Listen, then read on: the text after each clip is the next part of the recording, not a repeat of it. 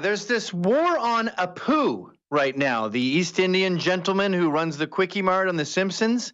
So there's a problem with Apu because that's a stereotype of an Indian. I mean, look how it's ruining comedy. Everything's being ruined by these really Nazi thought police.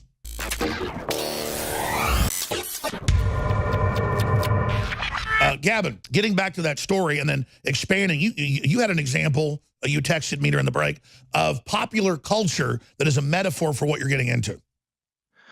Well, yeah, there's this war on Apu right now, the East Indian gentleman who runs the Quickie Mart on The Simpsons. So there's a problem with Apu because that's a stereotype of an Indian.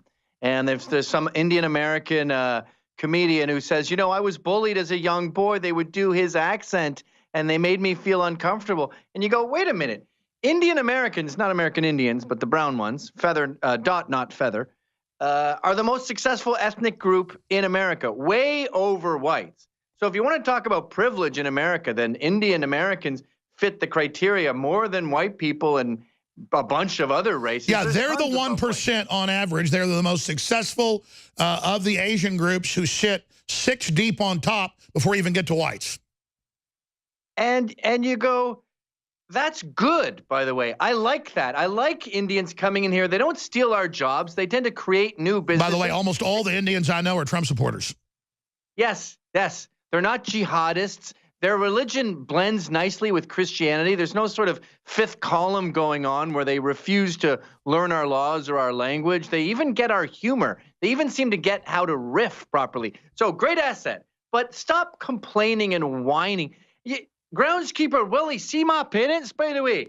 They're from Scotland. I grew up with an accent, and I was bullied when I emigrated to Canada. And guess what I thought that was? Good. Because I was getting in with the guys. I was getting bullied around. We were becoming a group. It was like an initiation into Canada. And within a week, I lost the time. And I said, hey, how's it going, eh? Oh, Maggie Longclaws is pregnant. And I was right in with the group. It's called assimilation. Get over it, you pussies. Of course, you can have fat bastard as well if you'd like. It's a fun accent. I don't think these people understand what we went through in the 70s. You would get an atomic wedgie for having glasses. Well, that's part of the world, and the idea that some group's going to represent you and control all language so you don't get bullied. How about getting bullied by the thought police? Facebook told us, they said, don't even use the word tranny, even in a positive light, or you're just banned. And they're like, that is the God word. And once I don't use that, well, then now I can't use any word. And the truth is, I don't need to preface, I don't care what you're doing sexually. I'm a libertarian. But then I should be able to say whatever I want. I mean, look how it's ruining comedy. Everything's being ruined by these really Nazi thought police. And they're just throwing darts at a board when they decide who are these coveted groups. Trans? I remember trannies from the 90s. We used to go to this big gay rave called Black and Blue in Montreal because there's tons of chicks around, lots of fag. Of course, that's where all the hot chicks are. Yeah, we would prey on these girls who were bored because no one was hitting on them and we didn't have any competition. It is true that the wildest chicks are fag hags. I married one. It's great. I highly recommend it. But I remember the trannies would be off in a corner and they were always on Special K or meth and they would vomit on the ground and slip in. Exactly. Why are they always vomiting? They would beat your ass, too. If you mess with a tranny, they'd take out their shoes and they would hospitalize you. Oh, what is it about trannies are always like the toughest dudes?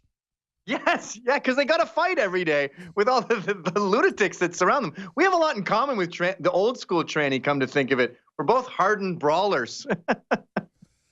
And again, everything we just said is true. Everybody knows it who's ever been around. And then, but it's supposedly hateful to say that, you know, it was well known back in the day that if you went to a rave, there'd be a bunch of hot chicks and then you could pick up 3 of them if you wanted to. I mean, I just read that once. I just read that. We'll be right back with Gavin McInnes. Stay with us. What the aging process is when the cell replicates, we lose a little bit of our telomeres. Telomeres are the little cups on the end of our chromosomes. And when it runs out, you start dying. Secure your DNA force today at InfowarsLife.com.